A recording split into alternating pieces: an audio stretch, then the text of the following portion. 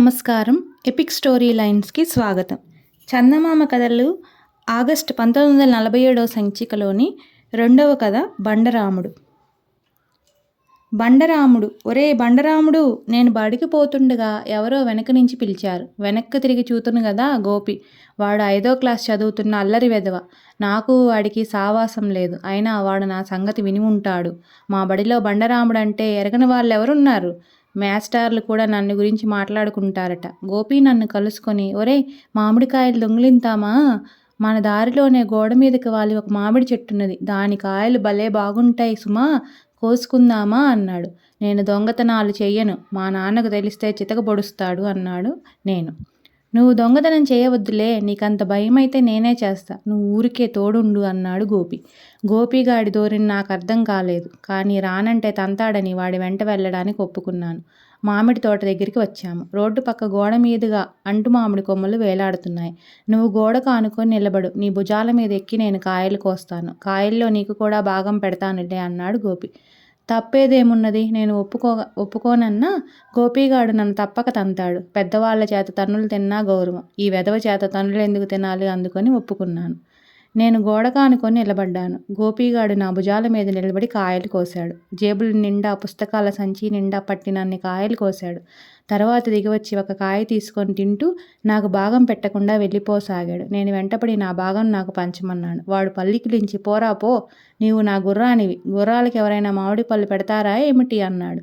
ఇదంతా మా క్లాస్ పిల్లలు ఎవరో చూశారు. ఆ రోజు నుంచి నాకు మా బడి పిల్లలు గోపిగాడి గుర్రం అని పేరు పెట్టారు.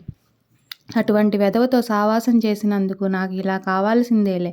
ఈ సంగతి మా నాన్నకు కూడా ఎట్లాగో తెలిసింది. ఆయన నాకు చక్కగా దేహశుద్ధి చేశాడు. ఇక జన్మలో ఎన్నటికీ అల్లరి వెధవలతో కలవకూడదనుకున్నాను. ఆ తర్వాత కొన్నాళ్లకు ఒకనాడు మధ్యాహ్నం మా మేస్టారు నన్ను పిలిచి, రాముడు, కాఫీ హోటల్కి వెళ్ళి 2 మసాలా వడలు 2 దోశలు కట్టించుకో.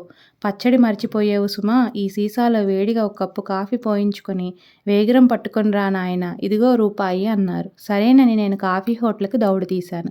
బడిగేటు దగ్గర నాకు కిష్టాయి కనిపించాడు. వాడు 3వ క్లాస్ చదువుతున్న మొండి వెధవ. వాడి నాన్న చిన్న జమీందారు. బళ్ళో అందరూ వాడి స్నేహితులే. వాడి ఈడు వాళ్ళంతా 2nd ఫారం చదువుతుంటే వాడు ప్రతి క్లాసు 3 సార్లు దండయాత్రలు చేస్తూ ఉన్నాడు. చదువులో వాడు నాకన్నా కూడా మొండి. అయితే కిష్టాయి అల్లరిలో బాగా ఆరితేరినవాడు. వాడు నన్ను చెయ్యి పట్టుకొని ఆపి, నా వెంట రారా, మీ అయ్యవారికి కావలసిన పలహారాలన్నీ కానీ ఖర్చు లేకుండా ఇప్పిస్తాను. పైపొచ్చు మనం కూడా ఊరికే పలహారం తినొచ్చు అన్నాడు. కిష్టాయికేం, జమీందారు బిడ్డ, వాడి దగ్గర బోల్డంత డబ్బుంటుంది. నాకు మా వాళ్ళు ఎప్పుడైనా కానికి మించి ఇవ్వరు. అదైనా ఎప్పుడో గానీ ఇవ్వరు. కిష్టాయి నేను కలిసి చంద్రభవన్ హోటల్కి వెళ్ళాం. టీవీగా కిష్టాయి ఒక కుర్చీలో కూర్చున్నాడు. భయపడుతూ వాడికి ఎదురుగా నేను ఒక కుర్చీలో కూర్చున్నా. దర్జాగా కిష్టాయి ఒక్కో ప్లేటు గులాబ్ జాము, ఉల్లిగారెలు, ఒక్కొక్క కప్పు కాఫీ తెప్పించాడు. అంత మంచి పదార్థాలు నేనెప్పుడూ తినలా. భలే బాగున్నాయి. మా పలహారం అయిపోగానే కిష్టాయి అయ్యవారి కోసం 2 వడలు 2 దోశలు సీసాడు కాఫీ ఆర్డర్ ఇచ్చాడు. తరువాత వాడు డబ్బు తీసుకుని ఆయన దగ్గరికి వెళ్ళి, మా మేస్టారు మమ్మల్ని పలహారం చేసి రమ్మని, తనకు పలహారం తెమ్మని చెప్పారు. ఈ పలహారం ఆయనకిచ్చి నేను డబ్బులు తెస్తాను, అంతదాకా ఈ అబ్బాయి ఇక్కడే ఉంటాడు అని చెప్పాడు.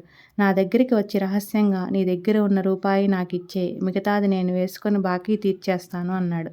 నా దగ్గర ఉన్న రూపాయి కాస్త వాడికి ఇచ్చేశాను. వాడు ఆ రూపాయి జేబులో వేసుకొని నన్ను అక్కడే కూర్చోమని అయ్యవారి పలహారం పట్టుకొని బయలుదేరాడు. కిష్టాయి కోసం చూసి చూసి నాకు విసిగెత్తింది. 3 గంటలైనా వాడు రాడు. హోటల్ వాడికి విసిగెత్తింది కాబోలు. వాడు నాతో, మా నౌకరుని నీ వెంట పంపిస్తాను, డబ్బిప్పించు, లేదా నిన్ను పోలీసులకు అప్పగిస్తాను అన్నాడు. నాకు ముచ్చెమటలు పోశాయి. నన్ను కిష్టిగాడు మోసం చేశాడు. నేను మొద్దు వెధవను గనుక నన్నందరూ మోసం చేస్తారు. మేస్టార్ ఏమంటారో అని నా గుండెల్లో రైళ్లు పరిగెత్తాయి. నాయరును వెంటబెట్టుకొని కుక్కిన పేనల్లే బడికి వచ్చాను. నా మొహం కనపడగానే మేస్టారి కళ్ళ నిండా నిప్పులు కురిశాయి. ఇంతసేపు ఎక్కడ తిరుగుతున్నావురా వెధవ, నా రూపాయి నాకు పంపించావే, కాఫీ ఎట్లా సంపాదించావని అడిగారు. నా నోట మాట రాలేదు. కానీ నా వెంట వచ్చిన హోటల్ జరిగినదంతా చెప్పాడు. ఈ కథ విని క్లాసులో పిల్లలంతా గొల్లున నవ్వారు. మేస్టారికి కూడా నవ్వాగలేదు. ఆయన కిష్టాయి కోసం కబురు చేశాడు. కానీ వాడు క్లాసులో లేడు. అందుచేత హోటల్ మనిషికి 2 రూపాయలు మేస్టారే సమర్పించుకున్నారు. ఆ సాయంత్రం నన్ను వెంటబెట్టుకొని మేస్టారు కిష్టాయి నాన్నగారింటికి వెళ్ళారు.